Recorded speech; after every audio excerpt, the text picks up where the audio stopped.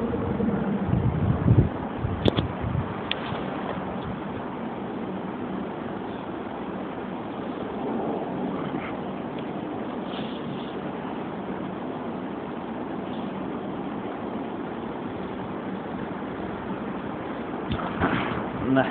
ونصلي ونسلم على رسوله الكريم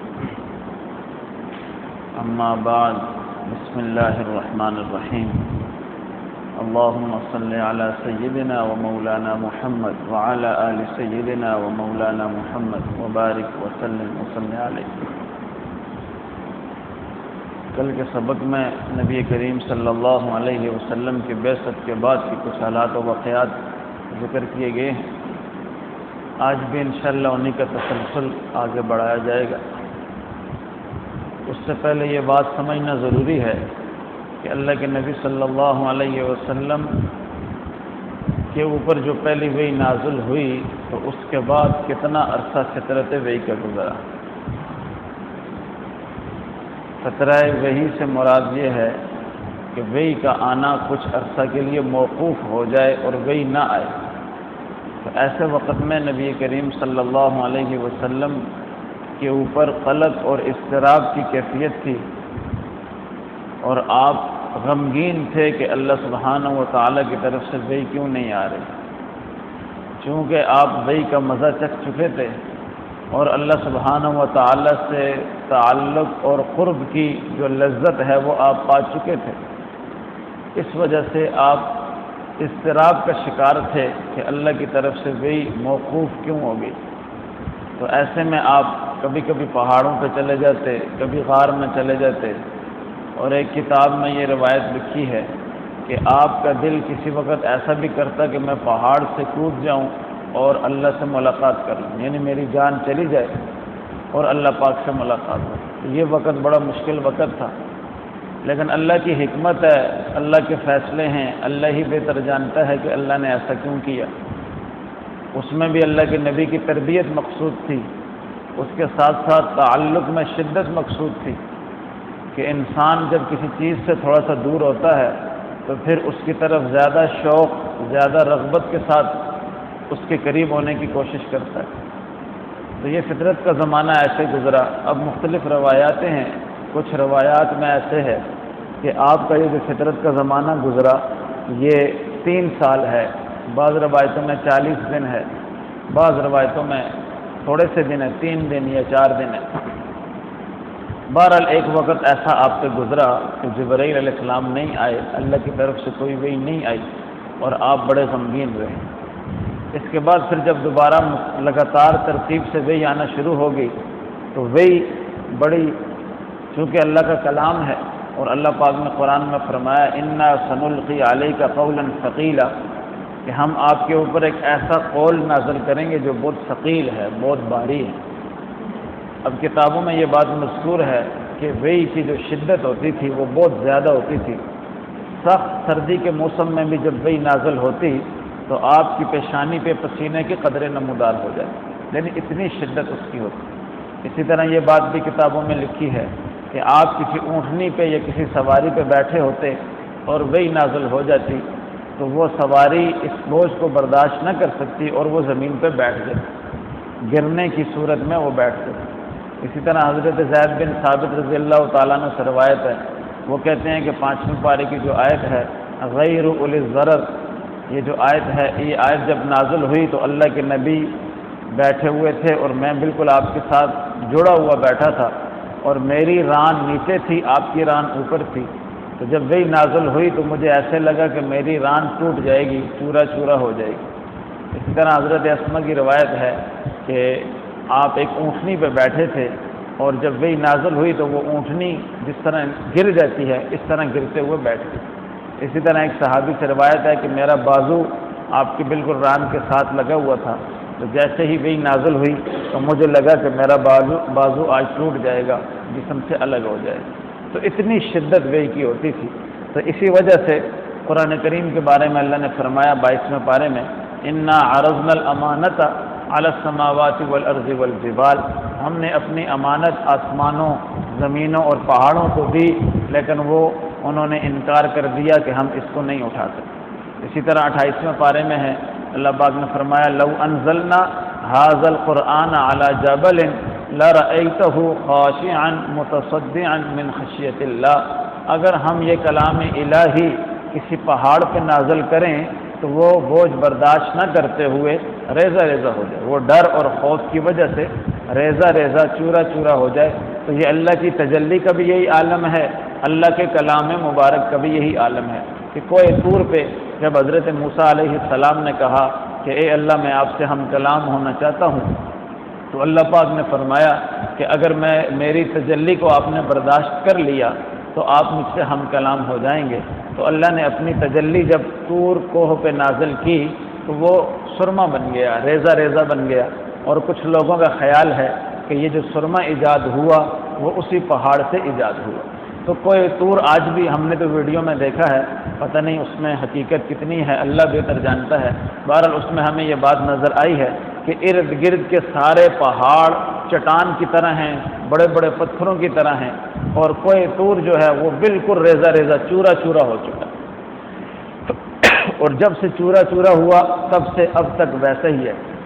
تو اس کی وجہ یہی بیان کی جاتی ہے کہ اللہ سبحانہ و تعالیٰ کا کلام ہو یا آپ کی تجلی ہو، انسان اس کو برداشت نہیں کر سکتا۔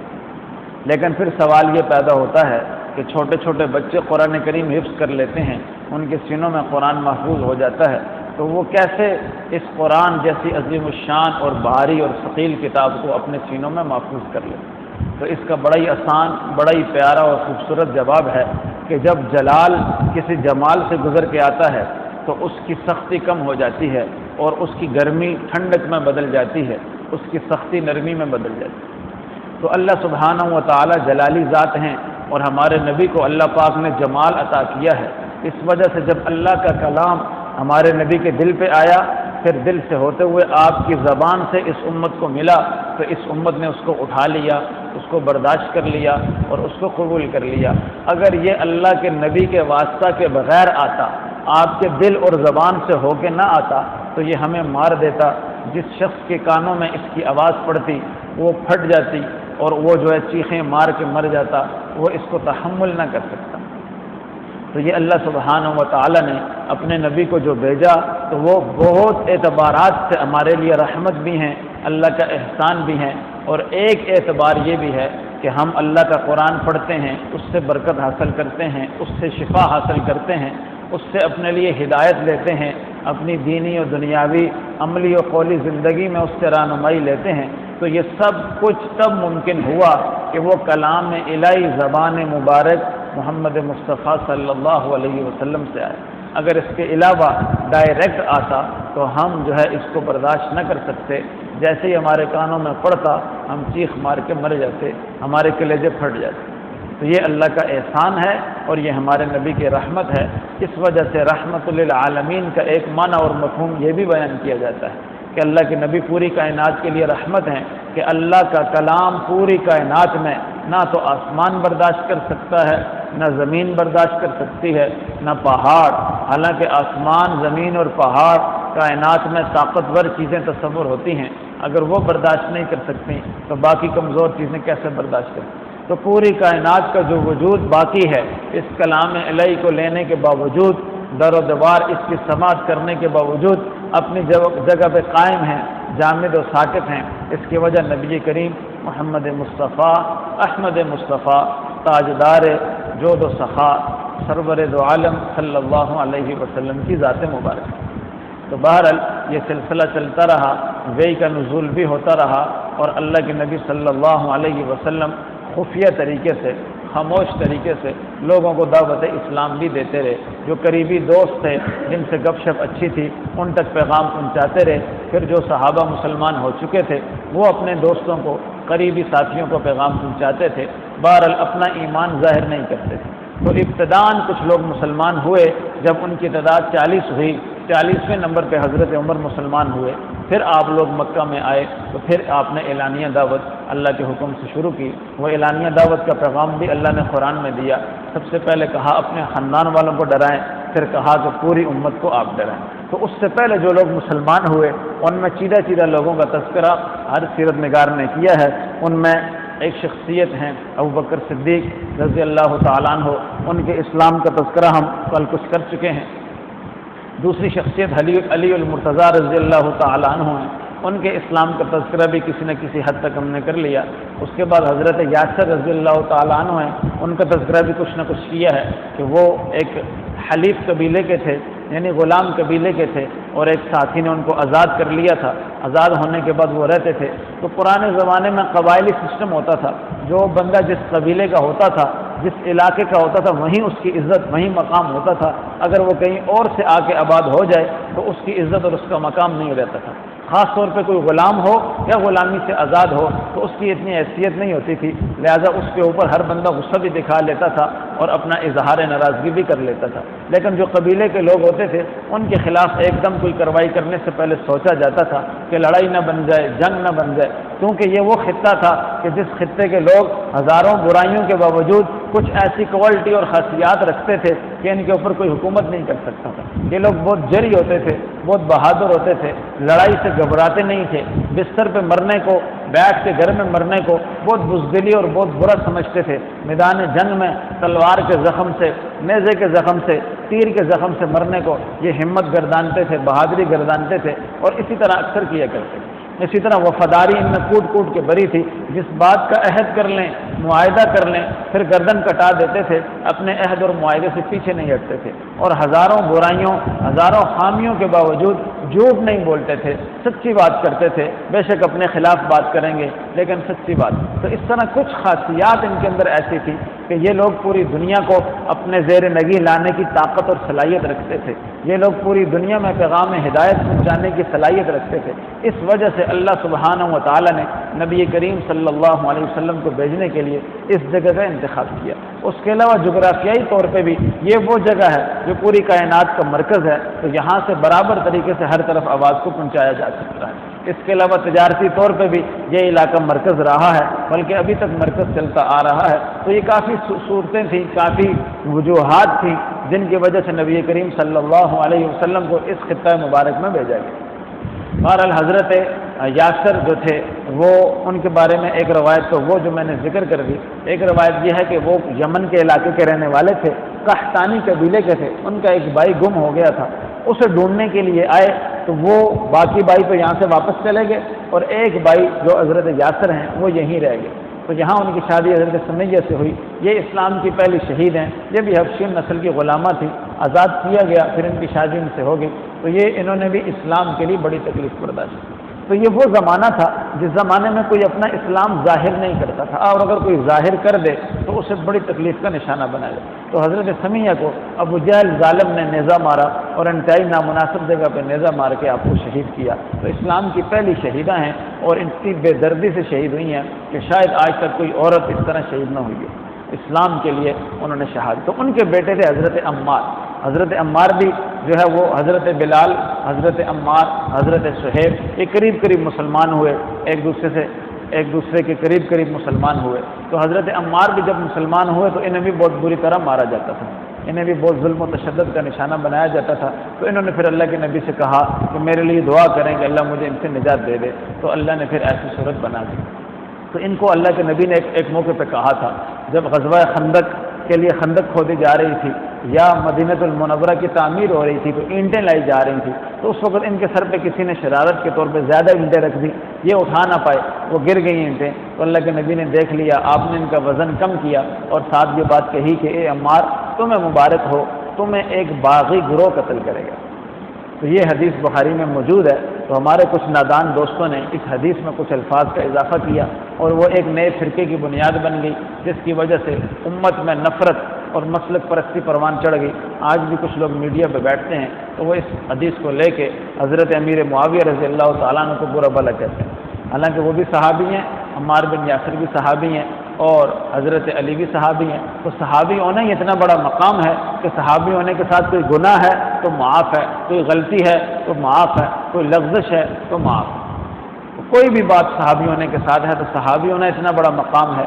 اور یہ وہ مقام ہے جو بندہ محنت کر کے نہیں حاصل کرتا۔ جتنی محنت آپ کر لیں آپ صحابی نہیں بن سکتے، صحابی وہی بنے گا جسے نبی کریم صلی اللہ علیہ وسلم کے زمانے میں ایمان نصیب ہو، اس نے آپ کو دیکھا ہو یا آپ نے اس کو دیکھا ہو اور اسی حالت میں اس کا انتقال ہوا، اسے صحابی کہا جاتا ہے۔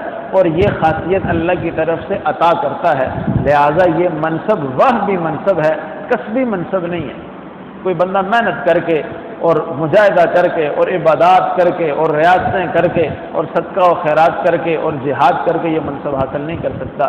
لہذا بڑے بڑے اولیاء، قطب، ابدال، بڑے نیکوکار، بڑے متقی یہ ہزاروں لاکھوں کی تعداد میں مل جائیں، لیکن یہ ایک صحابی کے فضیلت کو نہیں پاتے، کیونکہ ایک صحابی نے ایک لمحے کے لیے آقا مدنی کریم صلی اللہ علیہ وسلم کو جو دیدار کیا ہے، اس کے مقابلے میں دنیا کی کوئی عبادت نہیں ہو سکتی۔ ایک لمحے کا نبی کریم کے چہرے کو دیکھنا یا نبی کریم کا اس شخص کے چہرے کو دیکھنا حالت ایمان میں، یہ اتنا بڑا ثواب ہے، اتنی بڑی نیکی ہے کہ دنیا کی کوئی عبادت، کسی طرح کی بھی عبادت اس کا مقابلہ نہیں کرتی۔ اس لیے صحابی میں اگر کوئی عیب بھی ہے، کوئی غلطی بھی ہے، کوئی خطا بھی ہے، کوئی لغزش بھی ہے، پھر بھی وہ صحابی۔ مولانا علی شیر حیدری صاحب رحمہ اللہ، ان کا ایک واقعہ ہے بڑا مزیدار۔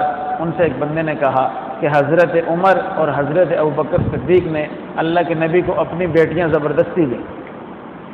انہوں نے کہا اچھا؟ پھر وہ کہتا ہے ان دونوں نے خلافت بھی زبردستی لی۔ انہوں نے کہا اچھا، تو پھر تو یہ زبردستی مسلمان ہوئے ہوں گے؟ بالکل۔ زبردستی خلافت لے لی ہوگی؟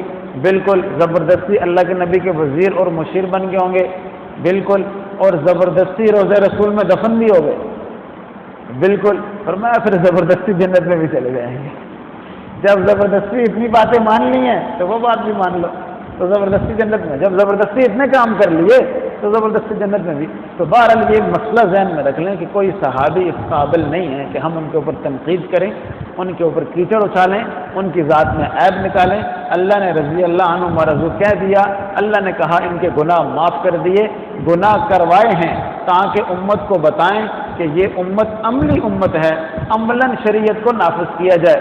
اگر نبی کریم کے زمانے میں گناہ نہ ہوتے تو ان کی سزا بھی نہ ہوتی، تو جب سزا نہ ہوتی بعد میں ہم کہتے جی کتابوں میں فلاں عمل کی یہ سزا ہے، فلاں گناہ کی یہ سزا ہے، فلاں جرم کی یہ سزا ہے، تو لوگ کہتے یہ کتابی باتیں ہیں، عملی طور پہ ایسا نہیں ہوا اور ایسا ہو بھی نہیں سکتا۔ آج بھی لوگ ایسا کہتے ہیں۔